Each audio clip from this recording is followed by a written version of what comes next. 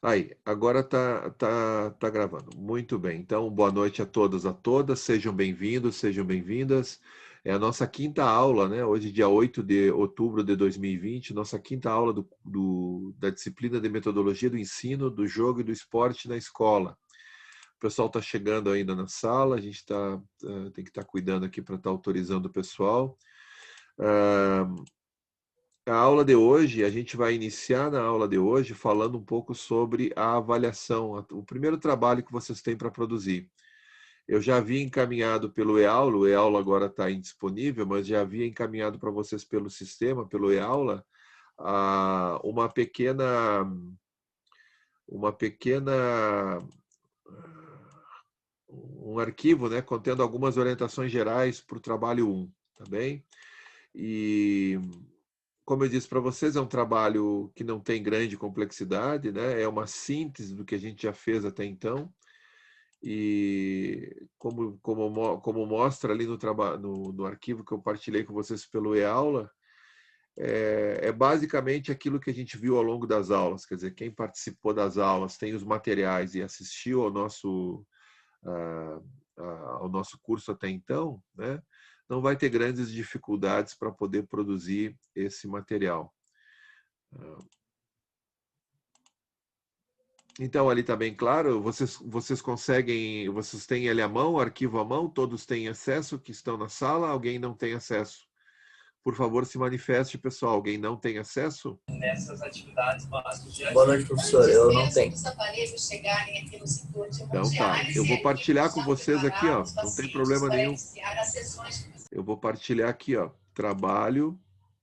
Vamos ver se vocês conseguem acessar. Eu acho que sim agora, né? Se não tiver, está no grupo do WhatsApp. Mas Obrigado, colega. mesmo assim eu tô com ele, tô partilhando ele aqui, ó, né? Beleza. Vamos ver Obrigado. aqui. Aqui, ó. Vocês conseguem ver esse arquivo? Trabalho 1, sínteses, é isso? Vocês conseguem acessar? Sim. Sim, professor. Esse é o material que eu postei para vocês no e-aula, tá?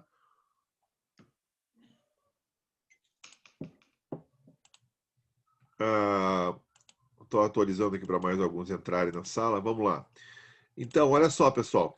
É uma síntese do nosso primeiro bloco de aula, né? O tempo passa rápido, né? A gente está aí já no nosso... Fechou um terço da disciplina, são 15 encontros. Fechou um terço da disciplina com a aula, vai fechar com a aula de hoje, né? Então, o nosso bloco 1, ele trabalha mais no campo conceitual. E o trabalho derivado desse bloco é uma síntese que aborda questões conceituais, né? Então, eu chamei o trabalho de questões conceituais, nexos entre educação física, jogo e esporte na escola. Vocês vão me entregar um trabalho em texto simples, né? Pode ser um cabeçalho, até como está esse que eu mostrei aqui para vocês, se quiserem, né?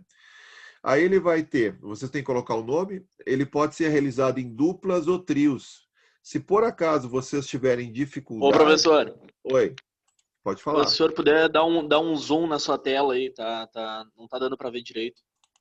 Aí? Aí, perfeito. Aí, melhorou até para mim aqui, viu? Beleza, obrigado, professor. Valeu. Me avisem aí, viu? Quando tiver alguma coisa assim que eu vou tentando dar conta aí.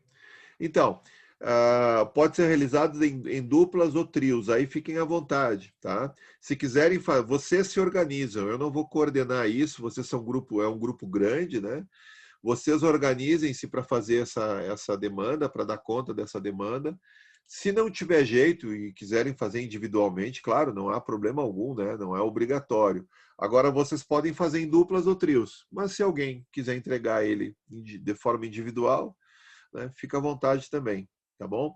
Se vocês conseguirem fazer duplas ou trios, né, fica melhor, porque daí diminui o número de trabalhos que eu tenho para ler e eu posso fazer uma leitura mais elaborada também do trabalho que vocês vão me encaminhar. Se cada um fizer individual, vão dar 150 e poucos trabalhos. Vai ser bem difícil dar conta disso, né? Mas é os ossos do ofício, né? Então, nesse sentido, se vocês conseguirem se organizar em duplas ou em trios, vocês facilitam diminuindo o número de trabalhos que eu tenho para ler e, ao mesmo tempo, né, vocês potencializam a minha capacidade de leitura. Quer dizer, eu posso fazer uma leitura mais elaborada de cada um dos trabalhos, tá bem? Bom, vocês estão vendo, tem uma estrutura muito simples, né? Tem uma introdução, um desenvolvimento e uma conclusão. A introdução, ela é sempre a parte final do trabalho. E ela contém a intencionalidade desse trabalho, vocês devem saber disso, né? Mas nunca como é que eu digo? Nunca é demais a gente lembrar, né? Muitas vezes a gente começa o trabalho pela introdução, né? Não, a introdução a gente organiza ela no final do trabalho. O que a gente tem que ter é uma intencionalidade, quer dizer, qual é o sentido desse trabalho 1? Qual é o sentido dessa primeira produção de vocês? O sentido dessa primeira produção de vocês é realizar um resgate conceitual daquilo que a gente viu nas nossas aulas, tá? Então, a introdução, vocês têm que ter uma intencionalidade. Qual é? É produzir esse resgate conceitual, produzir uma abordagem conceitual do primeiro bloco de aulas da nossa disciplina, que vai se desdobrar em elementos vinculados ao jogo, em elementos vinculados ao esporte, em elementos vinculados à educação física. E, nesse sentido, vocês, ao final, vão produzir nexos entre esporte, jogo e educação física escolar. Ou seja, na introdução vocês apresentam o que vocês vão fazer, apresentam a sua intencionalidade e os passos que esse trabalho vai seguir. Primeiro vamos abordar a questão do jogo, depois o esporte, o fenômeno da esportivização. E, finalmente, no segundo tópico, iremos abordar sobre a educação física escolar. Quer dizer, uma introdução de 2 parágrafos já é suficiente. Ela vai dar a ideia do que vocês vão fazer, né, a intencionalidade desse trabalho e qual é o percurso desse trabalho. Então, quando alguém lê a introdução de vocês, ele tem que saber o que vai esperar no trabalho. E isso vocês fazem de maneira bem simples, sintética, né? Depois vocês vão trabalhar com as questões, por exemplo, jogo. O que é jogo? Basicamente é isso que eu estou perguntando para vocês, né? O que é jogo? Né? O que é o fenômeno da esportivização? Como é que eu posso pensar a questão do esporte? Né? Por exemplo, se eu pegar, né, e eu tenho sugerido para vocês, né? Eu tenho sugerido para vocês a compra, quem puder, obviamente, não é obrigado, né? A compra desse livro, é o Dicionário Crítico da Educação Física. Né? Ele tem a versão online, que é a versão digital, e na versão digital ele é metade do preço, né? E ele tem um verbete, que é um verbete que seria importante a gente ter uma compreensão bastante clara, né? Ele fala da esportivização. E no início, né, é de autoria do professor Fernando Gonzalez, que é um dos organizadores do dicionário. O dicionário é constituído por vários verbetes, né, indicações de leitura, e tem mais de 300 pessoas envolvidas aqui na produção dessa obra. Né? Eu tive o prazer de ter 3 verbetes escritos aqui nesse trabalho. E veja, nesse verbete, o esporte é entendido num sentido restrito, né? Como uma prática motora corporal orientada a comparar um determinado desempenho entre indivíduos ou grupos. Né? Tem uma ideia de comparação entre indivíduo ou grupos, né?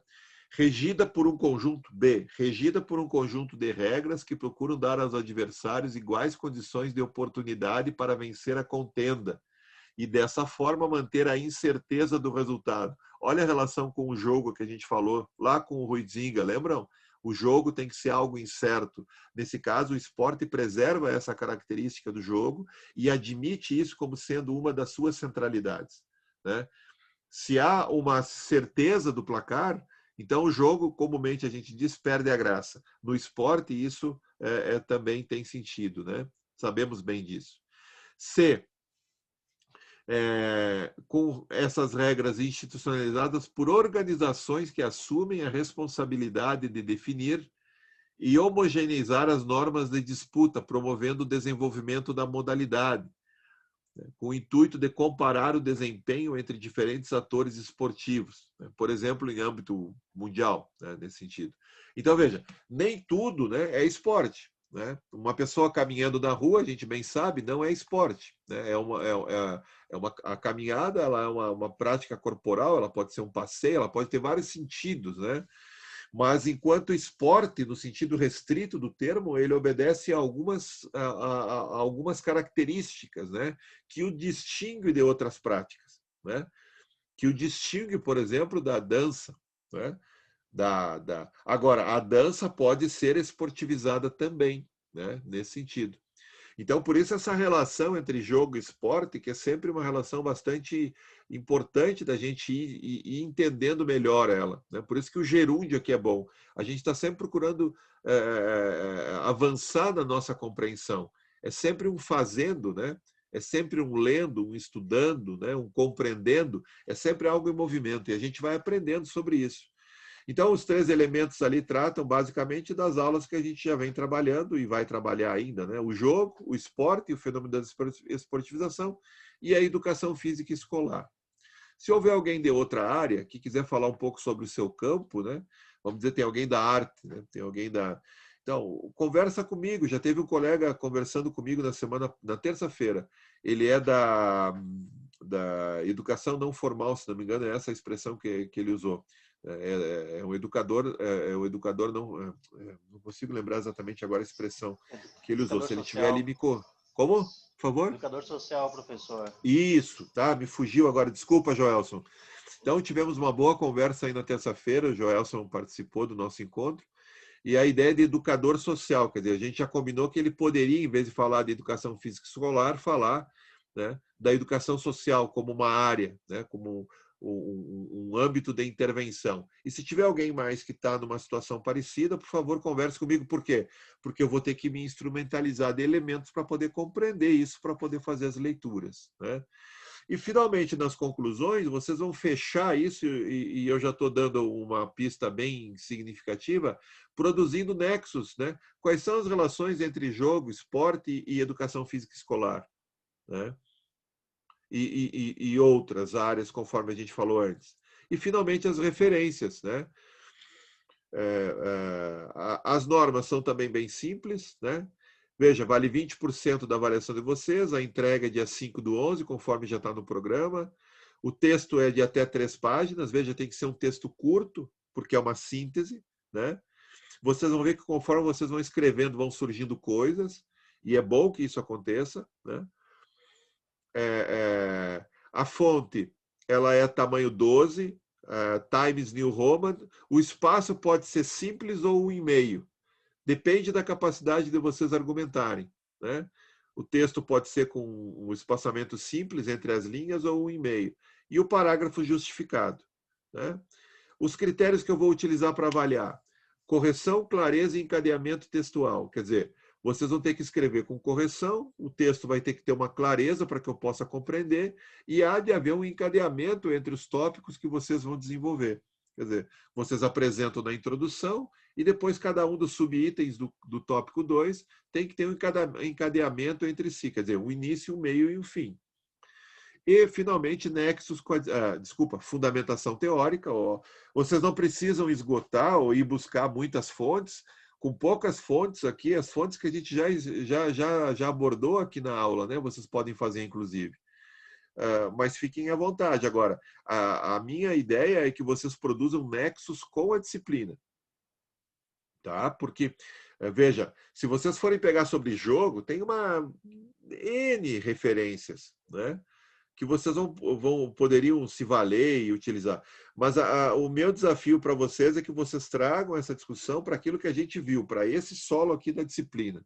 Né? Se vocês pegarem sobre educação física, tem até na Wikipédia. É uma referência, né? Bastante simplificada, mas é uma referência. Nós vamos ver que tem outras. Né? Esse é o tema da nossa aula da semana que vem. Enfim, veja, não tem grande complexidade, né? Quem vem acompanhando as aulas não vai ter muita dificuldade com isso, certo? E a ideia é que a gente consiga dar conta de um bom trabalho, e que ele sirva para vocês como lastro, né, para os próximos 2. Quer dizer, a base dos próximos 2 trabalhos se constitui nessa pequena avaliação aí, né? De modo que vocês possam desenvolver conceitualmente, né, esses elementos. Ok? Alguém tem alguma dúvida? Não entendeu bem? Gostaria de comentar? Fica à vontade, pessoal. Tudo bem? Acho que ficou bem claro, né? Vamos ver Professor, aqui no chat. Oi, vou dar uma olhadinha enquanto isso tem no chat alguma professor, pergunta. Pode falar. é obrigatoriamente ser em dupla ou trio esse trabalho? Não é obrigatório. Vocês podem fazer individual, tá? A minha solicitação também, ela não é só por questão de vocês, é por questão minha, né? Se vocês conseguirem trabalhar em dupla ou trio, eu vou ter mais condições de poder melhorar a minha leitura de cada um dos trabalhos, porque vai ter menos trabalhos, né? Ah, sim. Uhum. Certo? Isso. Mas não é obrigatório. Certo, Daqui a obrigada. pouco não conhece, não consegue a dupla, né? Ou o trio. Enfim, faz sozinho, não tem problema algum. Tanto é que ali diz, ó, pode ser realizado em duplas ou trios. Ok? Professor, Sim. só para confirmar, o bloco 1 consiste da aula passada até a aula do dia 28, é isso? Tá aqui o nosso programinha, ó. O bloco 1, vou aumentar aqui a tela. O bloco 1 consiste na aula que iniciou no dia 1/10, passou por 8/10, que é hoje, e vai até o dia 29/10. Perfeito. Certo? E a aula que vocês têm que entregar o trabalho até a data, né, é dia 5/11. E aí, no dia 5/11, a gente já inicia o bloco 2. Ok? Então, dúvidas que vocês vão tendo, vamos conversando ao longo dos próximos encontros também. Nós temos tempo, né? E aí vocês vão desenvolvendo o trabalho de vocês com mais tempo e mais calma. Ok, gente? Eu tenho uma pergunta, professor. Pois não, Eusemar? Boa noite a todos e ao senhor em especial. Dos vídeos que nós assistimos, tá? Eu vou ter que fazer alguma referência sobre eles também nesse trabalho? Não, só se quiser. Tá, entendi. Dentro da lógica que tu vai estruturar no teu trabalho, né? Se tu quiser chamar eles para trabalhar com eles como referências, não há problema algum. Né? Agora, se tiver outras referências que vai preferir usar, sem problema também. Uhum. E aí, como é que eu coloco a referência, a fonte, vídeo do YouTube, tal? Por exemplo, né, o que tu vai colocar, por exemplo, a fala de um professor que é o nome do professor, né?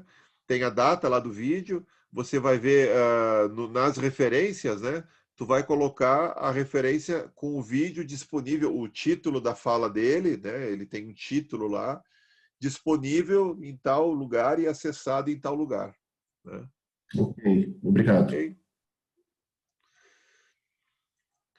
Any more questions? Mais alguém? O Maicon aqui no chat escreveu que ficou com a dúvida na parte 2.3, educação física escolar. Como é que é? Pode repetir ali, por favor? O nome é Maicon Cardoso. Eu não estou conseguindo localizar aqui. Qual que é a dúvida dele? Fiquei um pouco em dúvida na parte 2.3. 2.3. Tá aqui, ó. Por exemplo, aqui você vai trabalhar com a ideia da educação física escolar. Né? Se alguém te perguntar assim, qual é o sentido da educação física no contexto escolar, né? Tanto é que no dicionário crítico que eu havia comentado antes, né? Ao verbete da educação física, tá? Deixa eu só localizar ele aqui, ó. Ao verbete da educação física e ao verbete da educação física escolar. Tá? São duas produções. O verbete da educação física escolar é produzido pelo professor Walter Bracht, pelo professor Fernando Gonzalez, e o verbete da educação física é produzido pelo professor Mauro Betti.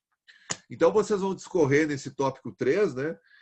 A ideia da educação física no contexto escolar com a qual vocês vão trabalhar. Quer dizer, se eu perguntasse para que educação física no contexto escolar, o que é educação física como campo do conhecimento na escola, qual é o sentido dela, essas são questões que vocês podem escolher não precisa abordar todas, né? mas para dar uma conexão com a ideia de um sentido, com a ideia, uma explicação conceitual que vocês possam dar sobre a educação física escolar. Se eu perguntasse para vocês o que é educação física escolar, é uma pergunta muito banal, mas a resposta é muito complexa. Ela é banal no sentido da sua formulação, né? Mas a resposta ali ela tem uma complexidade. Eu queria que vocês escrevessem sobre a sua compreensão, baseado nas nossas aulas, sobre a educação física escolar. Ok? Professor, quem é o professor que escreve sobre educação física escolar no dicionário aí? Qual é o nome dele? É o professor Walter Bracht. Que trancou na hora que o senhor falou. É o professor Walter Bracht e o professor Fernando Gonzalez. São os dois autores desse verbete. Obrigado. Tá bom? Acho que seria isso então, pessoal. Se vocês vão tendo dúvidas, a gente retoma isso na semana que vem. Não precisamos esgotar isso agora, né? E na semana que vem a gente pode trabalhar melhor com esses elementos, né? Falar um pouquinho mais sobre avaliação. E qualquer coisa, os nossos encontros de terça-feira, eles são para isso também, né? Então, tendo dúvidas, a gente pode conversar nesses encontros de terças-feiras. Certo? Bom, sobre o vídeo que vocês tinham para ver do professor Marcos Neira, né? Vejam, lá ele trabalhava com algumas características do esporte, né? Significados do esporte, né? Traçava considerações no sentido de tentar compreender, né, a complexidade desse fenômeno. Eu queria saber se vocês teriam alguma questão, alguma dúvida para compartilhar, alguma questão para colocar em discussão. Porque agora, nessa próxima parte da aula, nós vamos trabalhar sobre a questão das origens do esporte, né, da gênese do esporte moderno, né? A gente vai trabalhar a ideia das duas teses, a ideia da tese da ruptura e a tese da continuidade, né? E vamos trabalhar com a ideia da esportivização, os 4 sentidos com os quais a gente vai operar, né? E depois algumas considerações sobre as questões vinculadas à formação e à educação física escolar também. Então, vejamos aí alguma questão sobre a explanação do professor... me deu um branco agora, do professor... Neira, Paulo Neira. Neira. Marcos Neira, né? Marcos Garcia Neira. Marcos Neira. Isso. É um vídeo bem autoexplicativo, ele é uma pessoa bastante conhecida na área da educação física, tem várias referências, né? Mas que ele trata bem essa questão, né? Eu gosto da abordagem que ele faz nessa intervenção. Enfim, teremos alguma consideração a respeito? É bastante didático, né, professor, em trazer um histórico, ele faz um traçado bem, trazendo a historicidade do esporte, né, enquanto manifestação cultural, né, surgindo lá na Idade Média, não com o termo esporte exatamente, mas as manifestações culturais populares, né, e depois o interessante é que eu acho que daí dá para conversar um pouquinho lá com a microfísica do poder e com o vigiar e punir, né, com as questões do controle, né, que surge na aristocracia inglesa, lá nas escolas inglesas, como a educação física como instrumento de controle dos alunos que eles não tinham. Achei bastante interessante isso. Então, essa ideia do esporte, conforme ele vai se configurando, né, na sociedade inglesa, essa ideia do controle emocional, por exemplo, né, do controle das suas ações, né, ela tem muito a ver com a expectativa que se gera de um cavalheiro, né? O que é um cavalheiro? O que se espera de um sujeito que tenha, que seja de boas famílias, né, nesse sentido? De um sujeito que consiga controlar sua animalidade nesse sentido, né? Então, dá para fazer uma boa relação com essa questão do controle, sim.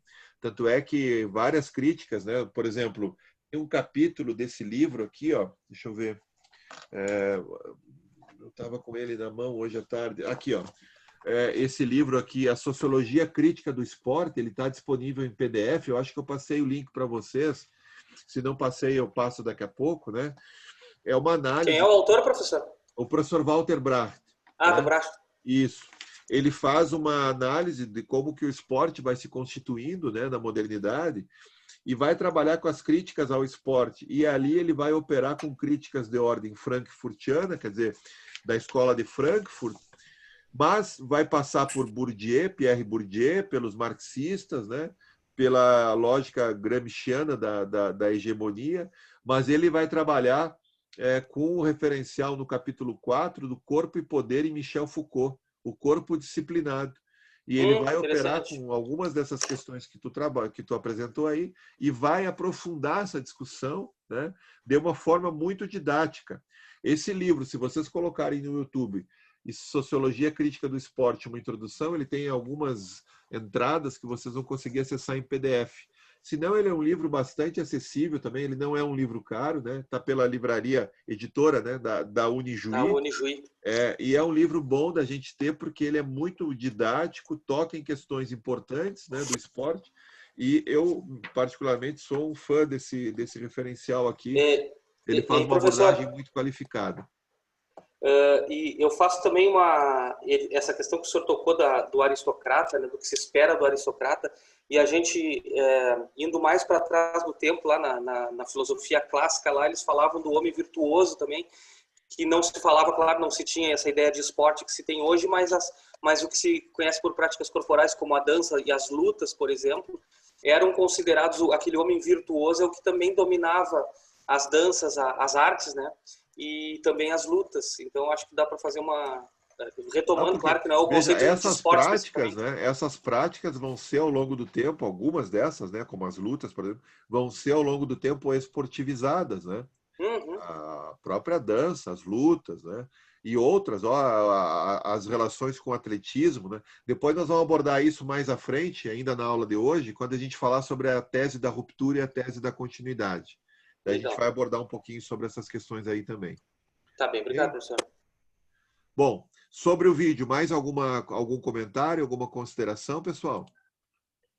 Eu tenho uma visão que eu não percebia, né, até então, do esporte. E a partir como é que eu posso dizer, o esporte como consumo, o NBA, e o futebol americano, que são muito diferentes daqui do espetáculo do esporte no estádio de futebol brasileiro, né, eu elenquei ali, o esporte foi criado como elite, o nacionalismo aproveitado pelo esporte, essa ideia que o colega Alex acabou de colocar, depois as associações que criaram o esporte para o trabalhador, que ele trabalhava no campo, né, e com o empreendedorismo e as empresas, essa pessoa começou a ter um tempo ósseo e tiveram que aproveitar, porque antigamente as pessoas trabalhavam o dia inteiro, né? Aqui o termo que a gente diz, roça, né? E essa pessoa que trabalha em indústria começou a ter um tempo livre e criaram as associações. A partir daí, também, um tempo depois, ele mencionou sobre o esporte como lazer. O esporte foi, como o colega Alex falou, o esporte de controle, né? Aí foi criado o termo fair play. A partir daí, o esporte entrou como no âmbito da saúde, né? Por que eu tenho que praticar esporte 3 vezes por semana, por exemplo? E, por fim, o esporte como consumo, que eu já mencionei antes. E essa questão que tu tem que comprar uma camiseta do teu time. E, por fim, muitas questões, né? Que o consumo hoje, ele é visto de uma forma muito forte. O clube é uma empresa hoje, não é mais clube, né?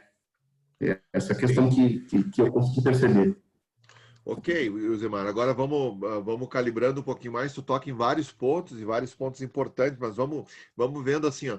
Quando a gente vai pensar o esporte, a gente também vai pensar o período em que ele vai sendo gestado dessa forma, né? Como ele vai se constituindo, né?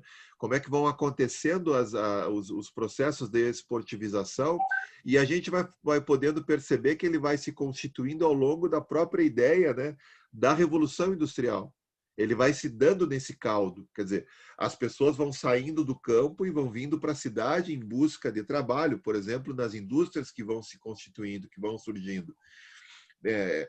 Outra questão, assim, nós vamos abordar melhor isso daqui a pouco, né?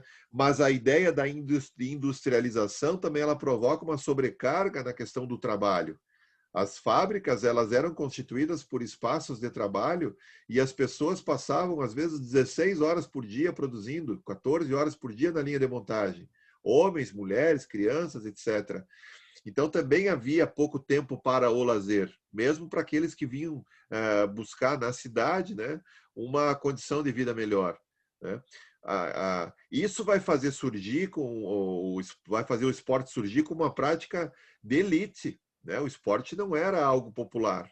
O esporte era para aqueles que não precisavam trabalhar. Inclusive, a lógica de pensar o esporte, né, como sendo algo que se constituía a partir da relação com o tempo livre das classes mais abastadas, a aristocracia inglesa, por exemplo, né? E nessa lógica, inclusive, né, a ideia de competir de forma amadora, de participar das competições de forma amadora, sem recebimento de recompensa. A recompensa era algo que era descartado, por quê? Porque o esporte tinha uma finalidade em si, e essa finalidade não era obter recompensa. Então, tem um filme que é muito legal, né, que vocês devem conhecer, que é Carruagens de Fogo, né? Esse filme ele vai narrar, né, se não me engano, isso, claro, foi na Olimpíada de 1924, na Olimpíada de Paris, na França. Ele vai narrar a trajetória, se não me engano, da equipe inglesa de atletismo, né? E vai narrar toda a lógica, né, com a qual o esporte se colocava para os atletas, para os treinadores, para os dirigentes, né? Como que ia se constituindo nesse período o movimento olímpico. Então, valeria a pena quem já assistiu, assistir de novo, né? E quem não assistiu, é um belo filme, além da trilha sonora de um grego chamado Vangelis, que é muito conhecido, né? É uma trilha sonora fantástica também. É um bom filme, né? E tem elementos para a gente entender o esporte no início do século passado de uma maneira muito clara, muito didática, tá bom? Mais tarde, né, essa ideia de democratização ela vai se constituir. E isso a gente vai abordar daqui a pouquinho. Acho que já tem um gancho aí para a gente poder entrar na aula de hoje.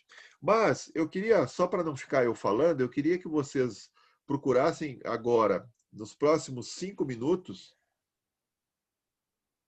a gente vai interromper um pouquinho a gravação aqui, e nos próximos 5 minutos, né, eu gostaria que vocês escrevessem, ensaiassem, né, uma ideia de esporte, uma concepção de esporte.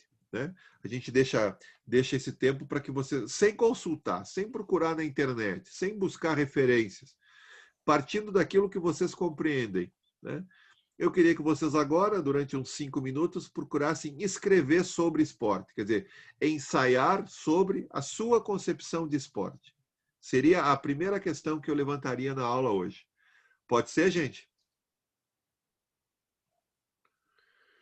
Que eu estou vendo aqui uma questão do Alex, ó, as residências, a própria arquitetura, né? Exatamente, a própria arquitetura ela nos diz muita coisa, né? Ok, gente, são 19h44, eu vou suspender a gravação então agora e daqui a pouco a gente retorna.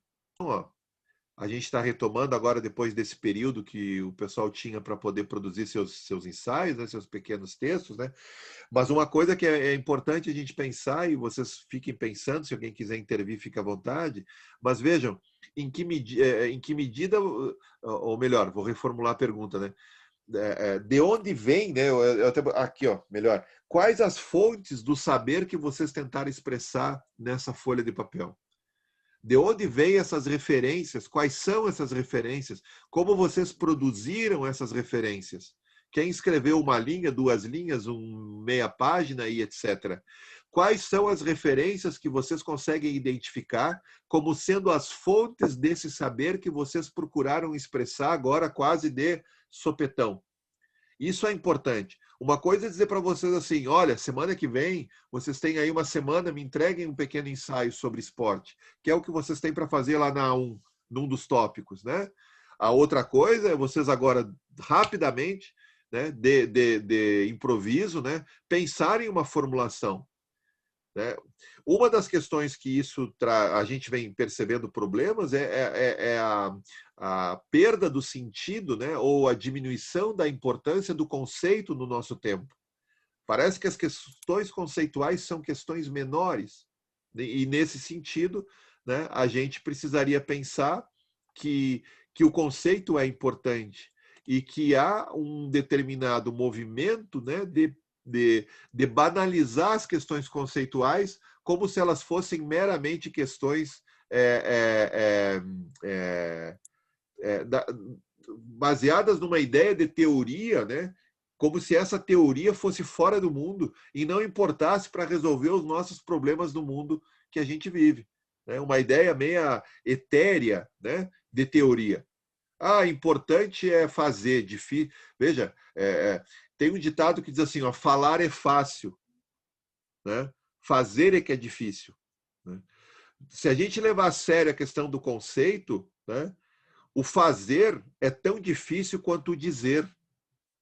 A gente fez uma pequena experiência agora, né? O dizer é tão difícil quanto o fazer. Não há uma hierarquia. Eu poderia dizer, agora, né, na condição de professor, dizer é que é difícil, fazer é fácil. Não. No nosso caso aqui não há uma hierarquização. O fazer é tão complexo quanto o dizer. E nós precisamos aprender sobre a complexidade do conceito. E na medida em que eu começo a reconhecer de onde vêm essas fontes, do meu próprio saber, eu começo a estruturar uma determinada lógica, né, que pode me ajudar a operar melhor com esses conceitos que eu tento expressar em formulações como essa, em pequenos ensaios. Por isso eu já tinha falado para vocês, não sei se eu falei para vocês, mas a importância, por exemplo, de termos sempre à mão, né, bloquinhos de anotação. Esses bloquinhos, eles são portas de entrada para formulações mais qualificadas que nós produzimos ao longo da nossa semana, que não geralmente são pesadas, são semanas difíceis, né? São semanas que a gente tem sempre muitas coisas para fazer e às vezes pouco tempo para pensar. E o trabalho do professor fundante é o trabalho do pensamento. Nesse sentido. Então, portanto, dizer também é difícil. Né? A expressão agora que eu falo tem eco com aquilo que muitos de vocês manifestaram agora no seu pequeno espaço de ensaio aí, de ensaiar sobre esporte, de ensaiar sobre uma determinada noção de esporte. Ou quem sabe que isso chegue a se constituir como uma concepção mais elaborada com a qual vocês vão operar. Né? Então, veja, quando eu começo a pensar isso, eu começo a estudar as fontes do meu saber. E quando eu começo a não conseguir identificar isso, da onde vem o meu saber? Será que ele vem só da minha experiência enquanto professor e do meu cotidiano? Olha, isso também é uma boa fonte de saber necessária, mas também eu tenho outras fontes de saber, né? As minhas leituras, o meu estudo, né? A minha formação enquanto professor de educação física e etc. Então, nesse sentido, há uma confluência de elementos que vão produzindo formas de pensar. E na medida em que eu começo a examinar essas minhas formas de pensar, eu começo a entender melhor as fontes do meu próprio saber. Quer dizer, qual é o conhecimento do meu conhecimento? Né? Qual é a fonte do meu próprio saber? Como eu vou construindo isso? Qual é o sentido disso no meu cotidiano? Então, isso vai me levando a uma série de perguntas, né, que me parece que são fundantes para a gente pensar a constituição do nosso próprio saber. O ser humano é o único ser que pode saber sobre o seu saber. Isso é uma questão importante. E agora, tocando adiante isso, né, eu vou partilhar com vocês uma apresentação. Deixa eu colocar aqui, ó. Eu vou partilhar com vocês uma apresentação que é o tema principal da aula de hoje, que é sobre a questão das origens do esporte e a questão, né, da nossa... Deixa eu só botar para o primeiro... Deixa eu buscar aqui para ir lá para o primeiro... Agora eu não sei o que deu, sumiram aqui minhas... E lá para o primeiro slide, ó.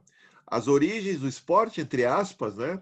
E o fenômeno da esportivização. Muitos livros vocês vão ver a expressão a gênese do esporte, né? Como que o esporte foi surgindo, como que ele foi se constituindo.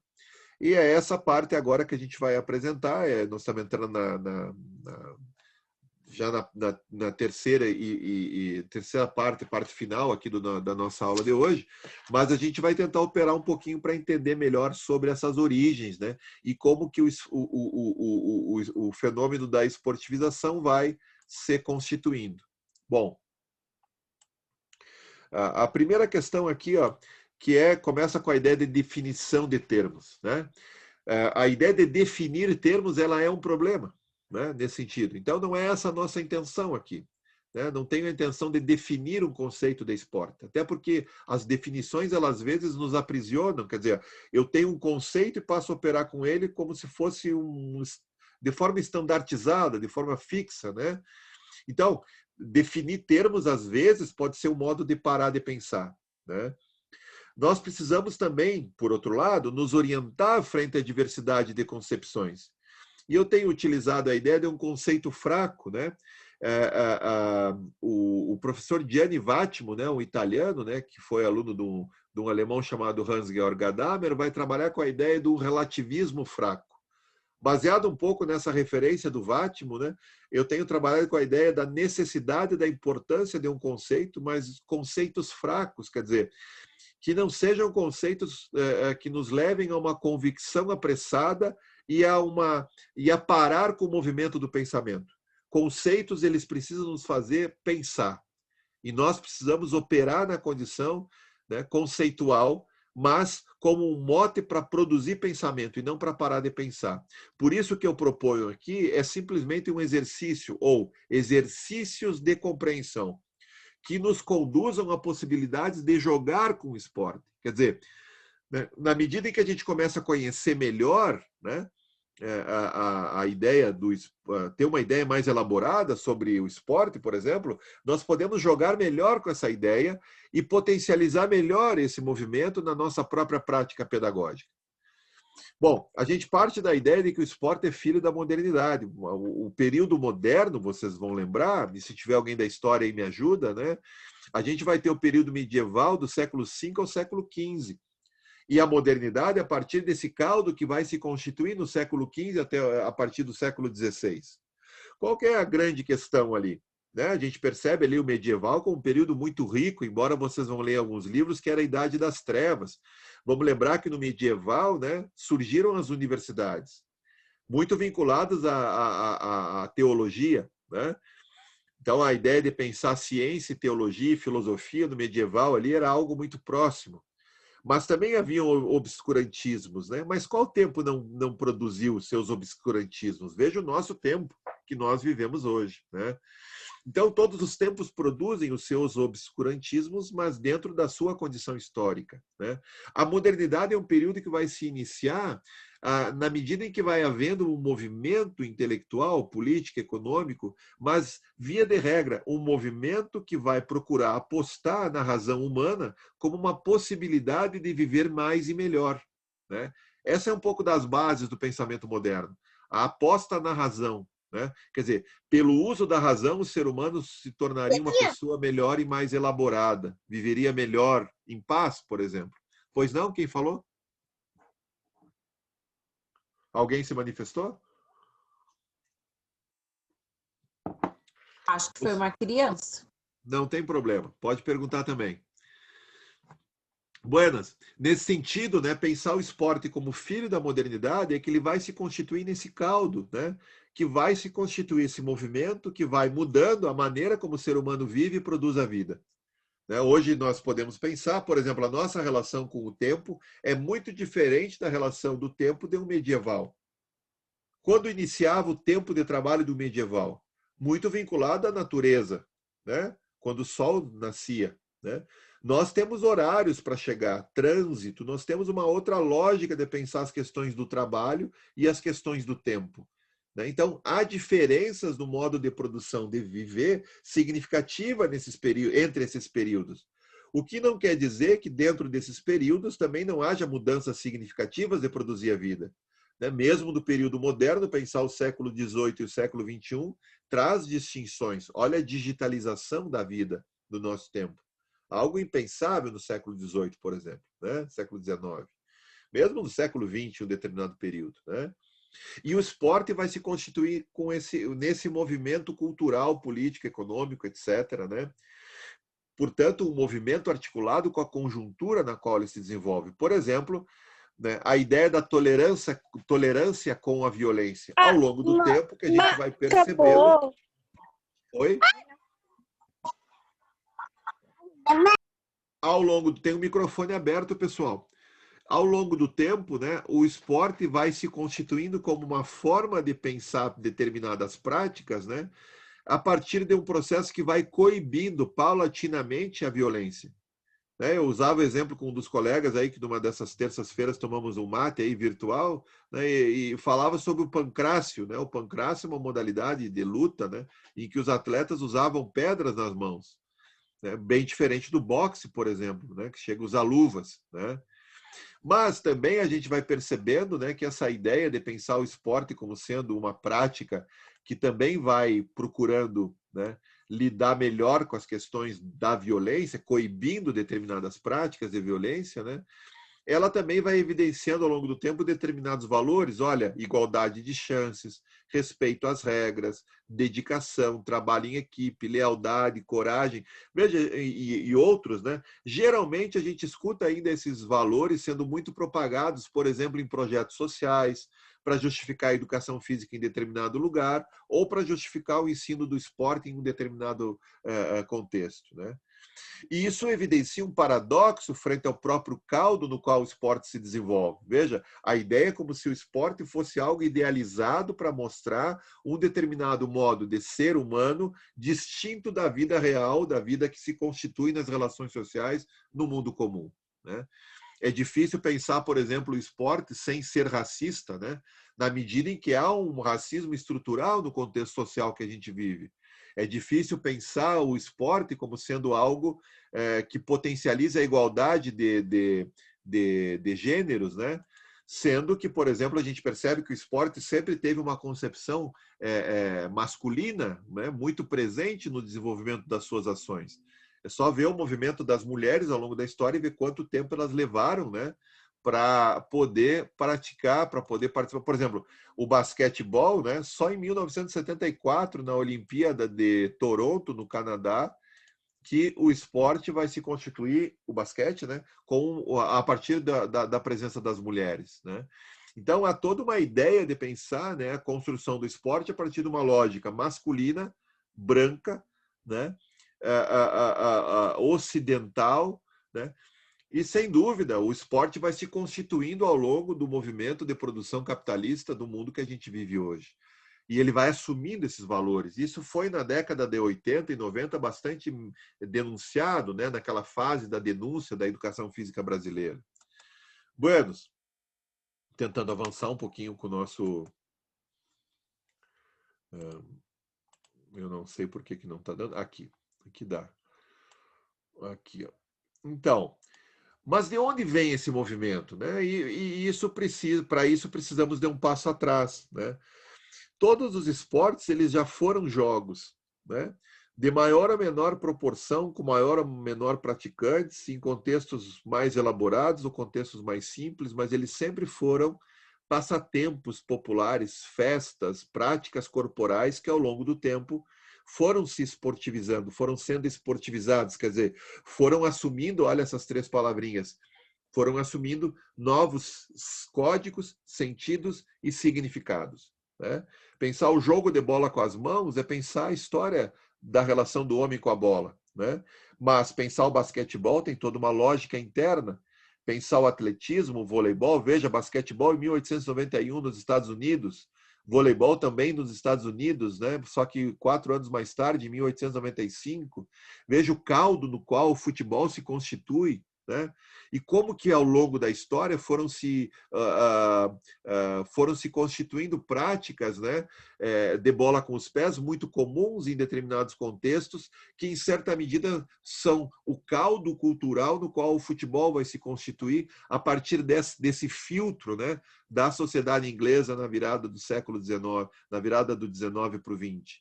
Então veja, se a gente for ver esses esportes, a maioria deles vão ter 100 e poucos anos, desses mais conhecidos. E há esportes muito mais recentes, né? A gente vai ver um pouquinho sobre isso depois. né? Esportes até dos mais, como é que eu digo, com peculiaridades, né, muito significativas, né? Mas vejam, as realidades dessas produções, né, elas têm no pano de fundo jogos populares. Por exemplo, na Itália tinha o Calcio, na França o Solé, né, o Tsushu na China, né, o Kemari no Japão, práticas de jogo de bola com os pés, né, o Lama no México, né, dos astecas, né, um jogo que passou até num desses desenhos animados, aí não lembro agora qual é, um desses aí que passaram na grande mídia. Enfim, mas o que isso tem a ver com o futebol contemporâneo que a gente percebe aí na televisão e nas grandes mídias, né? Tem determinadas relações, mas os códigos e sentidos e significados são completamente diferentes, né? Em muitos aspectos nem lembram mais determinadas práticas ao longo do tempo que foram da forma como isso foi se desenvolvendo, né? Agora, vamos adiante aqui. A gente não pode esquecer que isso é uma tradição inventada. Essa expressão, depois eu vou falar um pouquinho sobre ela, é de um cara chamado Eric Hobsbawm. Bom, depois eu falo um pouquinho mais sobre isso. Mas a ideia, né, nesse sentido, é pensar que vamos dizer assim, o pano de fundo do esporte se constitui a partir de jogos e passatempos populares. Quer dizer, mas a questão é, por que é que eles vão se constituindo dessa forma? Por que eles vão se desenvolvendo dessa forma e não de outra, né? Vejam a ideia de pensar como isso vai se dando dentro de uma conjuntura econômica, política e etc. Quer dizer, a ideia de um localismo vai dando lugar à ideia da universalização, né? Há uma ideia sistematizada e uma lógica estruturada que vai valendo para os vários países. Tanto é que eles não precisam fazer conferências, né, para, por exemplo, combinar quais são as regras que vão usar antes de uma Copa do Mundo. Eles podem fazer sobre outras coisas, arbitragem, sobre nuances, especificidades, complexidades que não estão tão às claras, né? Mas as regras são aquelas que eles já jogam no seu próprio país de origem, né? Nesse caso, veja, há determinadas modalidades que hoje nós temos muito bem estruturadas, né? Mas que elas não surgiram com esse fim. Elas nunca foram esporte nas suas origens, né? A própria ideia da capoeira, olha o surf. Imaginem quanto tempo levou, né, para um cara pegar uma madeira, pegar um pedaço de madeira e sobre ela, né, ir nadando de uma ilha até outra numa determinada região, por exemplo, sei lá, do Pacífico, né? Não sei muito bem da história do surf. Mas a gente começa a arquitetar e pensar, né, quanto tempo levou para isso se constituir como uma forma de poder abreviar um determinado percurso, né? Possibilitar um determinado percurso até isso virar um esporte.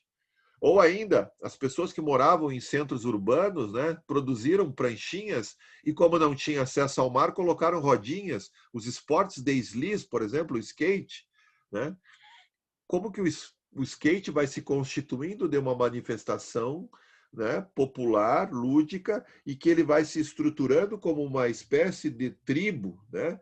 A gente vê as tribos do skate. Veja, tem uma tradição ali. E hoje nós temos campeonato mundial do skate com cobertura ampla da mídia aberta, né? Então, veja, pessoal, e como isso vai se desdobrando para fora, né? Por exemplo, Olimpíadas de vendas, os vendedores recebem premiação, né? Recebem medalha em alguns lugares, já vi casos assim. A própria Olimpíada de Matemática, competições de português e etc, e etc, etc. Práticas que vão sendo esportivizadas ao longo do tempo, mas que não estruturalmente foram pensadas a isso. Quer dizer, não há um projeto, né, macro que estruture essas práticas e que pensasse em levá-las à condição de esporte. Há uma confluência de elementos que as vai conduzindo para isso. Tanto é que há pessoas que não conseguem jogar sem pensar a relação de vencedor e perdedor, né? Então, é preciso ponderar sobre isso, como que nós vamos constituindo. Veja, mas a sociedade é assim. Será mesmo que ela é assim? né? Há determinadas referências, como, por exemplo, Humberto Maturana, um chileno, biólogo, em que ele vai nos colocar, por exemplo, uma contraposição a isso. Ele vai dizer que, por exemplo, a vida social só se constitui como uma possibilidade porque ela se baseia muito mais na cooperação do que na competição, né? Então, veja, há de se ponderar sobre essa lógica de que a vida é competitiva, etc., etc., e que se a vida fosse assim, talvez ela fosse, inclusive, inviável, né? Ela até está se tornando inviável, mas ela ainda se sustenta por aquilo que ela tem de cooperação entre as pessoas que convivem no dia a dia, no mundo comum.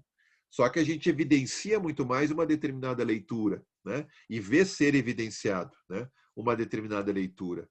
Mas o esporte tem características, e olha algumas distinções do jogo aqui, pessoal. Aqui tem distinções do jogo, ó. Por exemplo, a questão da hierarquia, né? Do treinamento, da especialização, do recorde, da seleção. Isso, em certa medida, né, tem sentido diferente daquilo que acontece nos jogos, entre crianças e mesmo entre adultos, né? O sujeito que é especialista num determinado esporte, e mais ainda dentro de uma posição dentro daquele esporte, ou dentro de uma prova daquele esporte. Por exemplo, o cara compete no atletismo, mas ele compete nas corridas, mas ele não compete nas corridas em todas, é só nas de velocidade, por exemplo, de 100 e 200 metros. Então, há determinada especialização, né? E isso vai... Vejam, então a gente vai construindo determinadas características, expresso aqui para vocês algumas, né? Hierarquia, concorrência, treinamento, especialização, recorde, seleção, que vai dando o tom de como o esporte vai se constituindo, né? No nosso tempo, né? Deixa eu só ver uma coisa aqui. Buenos, avançando um pouquinho aqui. Eu não entendo porque... Aqui, ó. Eu vou falar sobre essa parte agora e vou deixar a outra parte dos slides, tem mais uma dúzia de slides ali ainda, não sei quantos tem, né? Eu vou deixar esses slides para o nosso próximo encontro, a gente não precisa esgotar o tema hoje, dá para trabalhar com ele na semana que vem. Mas a gente vai trabalhar nessa parte final agora com os 4 sentidos da esportivização, certo? Que é um movimento que vai se constituindo ao longo do século XVIII, XIX, XX, né? Obviamente no século XXI, né? O slackline, né? É esse o nome, né? Slackline. O slackline vai se constituindo como uma prática, né? Corporal, um jogo, uma brincadeira, né? E ele vai sendo esportivizado, né? As suas regras, a instituição que organiza, os praticantes, os campeonatos, os torneios e etc. Mas dá para pensar, a partir da referência do professor Fernando Gonzalez, 4 sentidos para pensar a esportivização. Essa expressão esportivização já está lá no trabalho do Norbert Elias, por exemplo, que vai falar sobre a ideia do esporte como uma possibilidade da busca da excitação. E vai fazer uma analogia, né, entre as questões que vão, como o esporte vai se desenvolvendo em sua relação com as questões da violência, por exemplo, nesse livro específico, né, a busca da excitação. Mas esses 4 sentidos, né, eles fazem sentido para pensar o nosso tempo e o nosso próprio trabalho. Por exemplo, a esportivização inaugural, né, original, seria a ideia de produzir determinadas práticas competitivas a partir de um referencial de mundo na Inglaterra no século XIX, especialmente, né? Então, a ideia de pensar as práticas como sendo possibilidades de produzir competição, concorrência dentro de determinados códigos, valores, etc., intrínsecos à realidade inglesa desse período, né? O professor Fernando coloca aqui, por exemplo, ó, de maneira bem didática, né? Veja aqui, ó. O que poderia ser denominado de esportivização inaugural é entendido como a transformação de elementos da cultura corporal de movimento das classes populares e da nobreza inglesa em práticas corporais pautadas pelas características do esporte anteriormente citado. Esse processo inicia-se no século XVIII, desenvolve-se mais intensamente no final do século XIX e começo do século XX. Foi contemporâneo dos processos de industrialização e urbanização da Inglaterra, e nele tiveram um papel fundamental as public schools e os clubes bretões, a ideia do associativismo que alguém até já mencionou, né, numa das nossas conversas anteriores. Então, essa ideia original, né, essa ideia inaugural de pensar a esportivização passa por isso. né, da captura de determinadas práticas, né, e da transformação delas a partir desse período histórico, desses valores instituídos ao longo desse tempo. Pensar esse processo de industrialização, né, esse processo de urbanização, né, que viveu a Inglaterra nesse período, com desdobramentos para o mundo todo mais à frente, né? O segundo sentido seria a transformação das práticas corporais originadas em contextos não competitivos, né? Veja, a ideia, novamente, de colonização de códigos, sentidos e significados, certo? Então, veja, por exemplo, não necessariamente as práticas deveriam ser competitivas para se constituir como modalidades esportivas, né? Nesse caso, elas passavam a assumir esses códigos, sentidos e significados, né? A diferença, né, segundo o Fernando aqui, em relação ao sentido anterior, é que a expressão se refere ao processo em atividades que são contemporâneas ao esporte, como prática corporal hegemônica desse universo cultural, diferenciando-se da época em que o esporte iniciou sua constituição moderna. Deixa eu só aceitar ali. Iniciou sua constituição moderna sem um modelo que pudesse balizar a sua formação original. Assim, uma pergunta que a gente já fez aqui hoje: por que o esporte assumiu as características de competição, regulamentação e institucionalização, né? Por que algumas práticas corporais com uma estrutura não competitiva e não institucionalizada, né, se convertem em modalidades esportivas, né? Os esportes de deslize, ali, de deslizamento, né, como o skate, por exemplo, não necessariamente eram propostas como um sentido competitivo, mas foram assumindo esse sentido, né, nesse caldo, né, nessa confluência de sentidos. O terceiro sentido, a gente está mais dentro dele, está mais presente, é a colonização da educação física, né? A revitalização de práticas corporais com seu sentido original, né? Desculpa, agora eu preciso reformular. Veja, a colonização da educação física nesse sentido pelos códigos, sentidos e significados do esporte, né? Nesse sentido, o esporte invade a educação física não sem motivos e não sem razões. Tanto é que uma das nossas aulas vai ser a ideia de pensar o encontro entre educação física e esporte como sendo um encontro nada casual, imerso em uma série de elementos, né, que trazem desdobramentos até o dia de hoje, a ponto da educação física, em um certo período histórico, ser confundida com o esporte, né? Bom, nesse sentido, né, a ideia de pensar a ideia do jogo, né, como sendo uma potencialidade para a educação física, no sentido de poder promover um tensionamento com essa hegemonia, revitalizando práticas corporais com seu sentido original. Então, há condições de pensar, sim, essa ideia de colonização da educação física por parte do esporte, e muitas vezes, né, tem algumas referências que a gente tem por aí, que a gente vai perceber que a educação física na escola, na verdade, não seria uma licenciatura, seria um bacharelado na escola, tendo em vista que as referências do mundo escolar passam a ser as referências do esporte e espetáculo. E é preciso traduzir isso para esse contexto, né? Não dá para pensar em simplesmente uma adaptação, né? Olha, eu pego o esporte dessa forma e eu desenvolvo, né, tomando como referência esses elementos. Eu preciso traduzir isso. Por isso que o professor, ele é um tradutor, né? Ele precisa traduzir determinados elementos que não foram originalmente pensados para a escola, mas que, em certa medida, se colocam hoje como sendo algo que tem um potencial pedagógico muito significativo.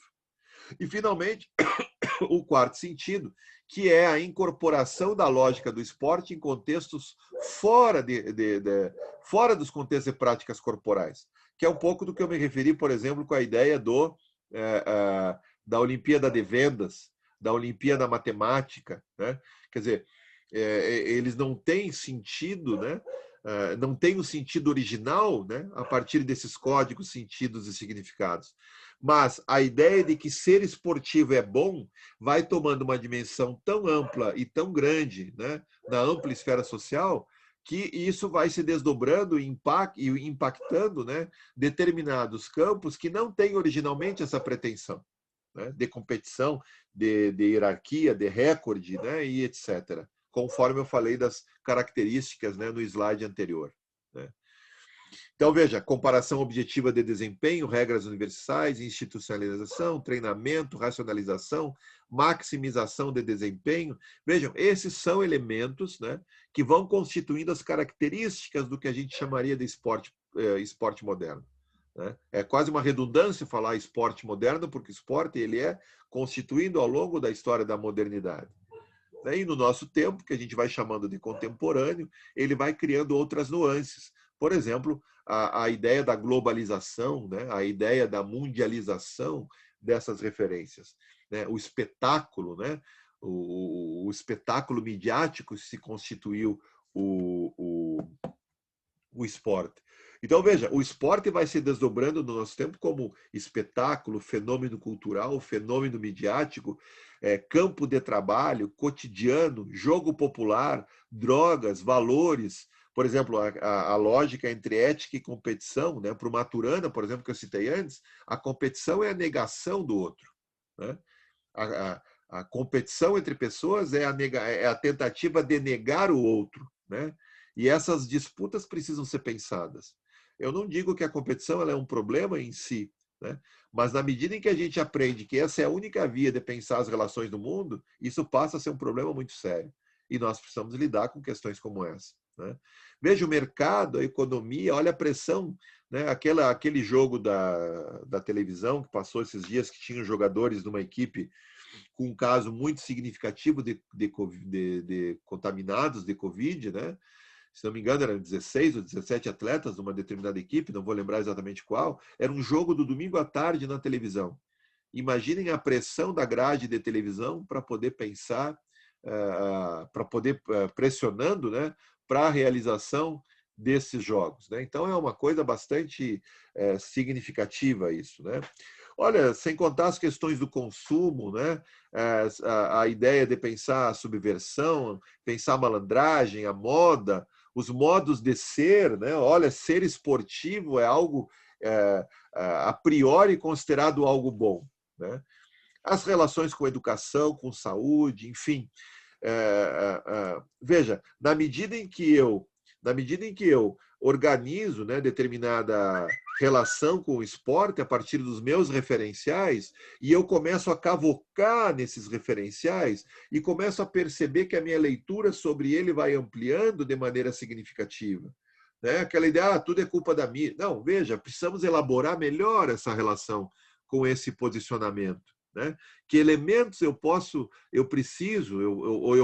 desenvolver para lidar melhor com as questões midiáticas, né? Para lidar melhor com o esporte espetáculo. Veja, aprender a assistir uma partida de basquetebol, ela precisa de conhecimento, né? Ela precisa de saberes ali, para poder apreciar aquele espetáculo. Mas eu também preciso compreender determinadas nuances. Veja o movimento dos jogadores da NBA frente à questão de que vidas negras importam, né? Então, veja, tem uma série de elementos que eu posso ir complexificando. Por isso que eu lembro, né, que complexo é uma palavra que vem do latim complexus, e ela quer dizer aquilo que é tecido em conjunto.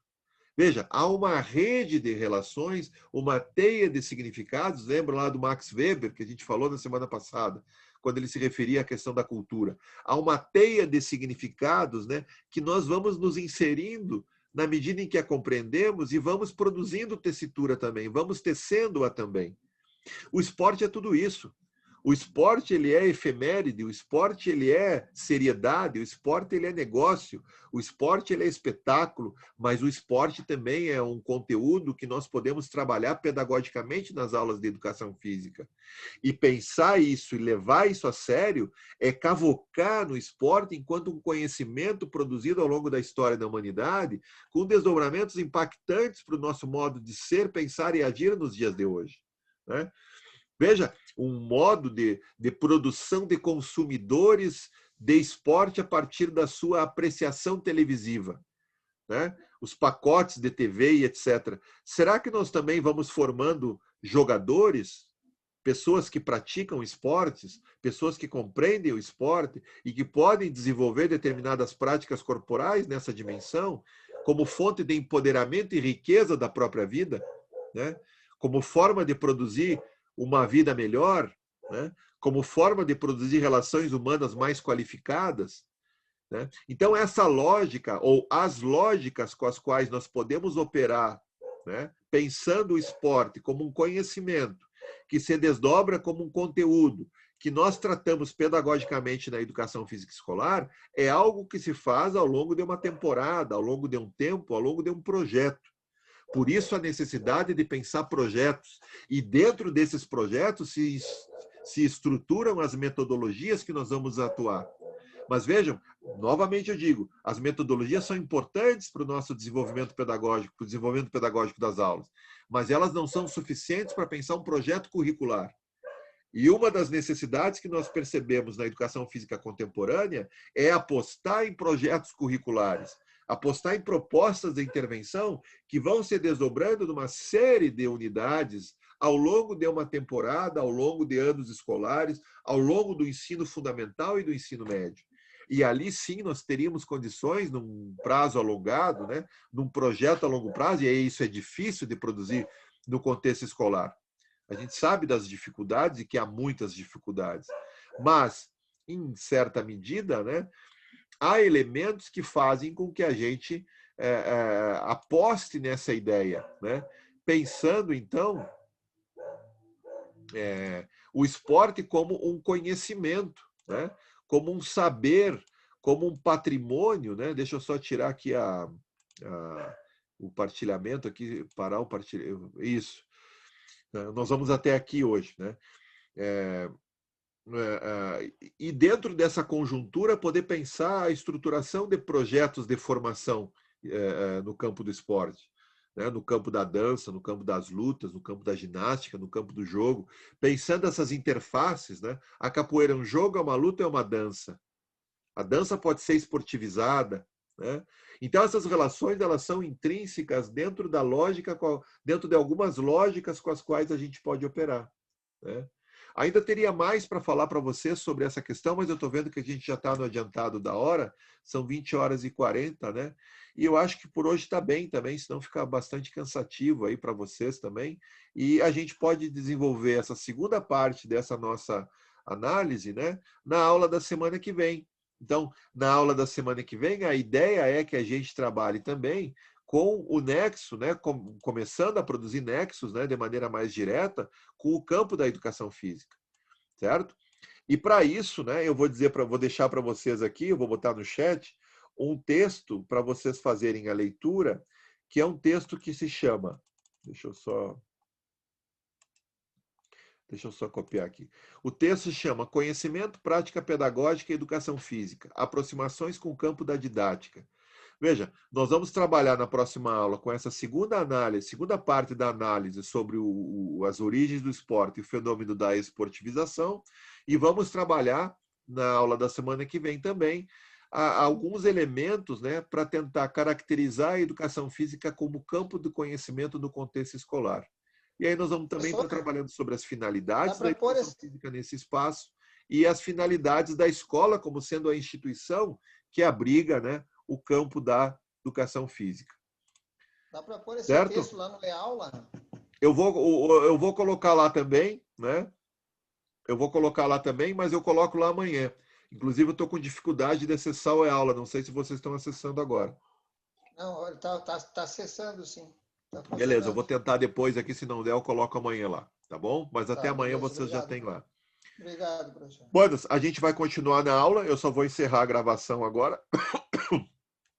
Eu vou encerrar a gravação, né? Agradecendo aí a participação de vocês nessa parte mais expositiva. E agora a gente entra num bate-papo mais informal nessa parte final da aula. Tá bom, pessoal?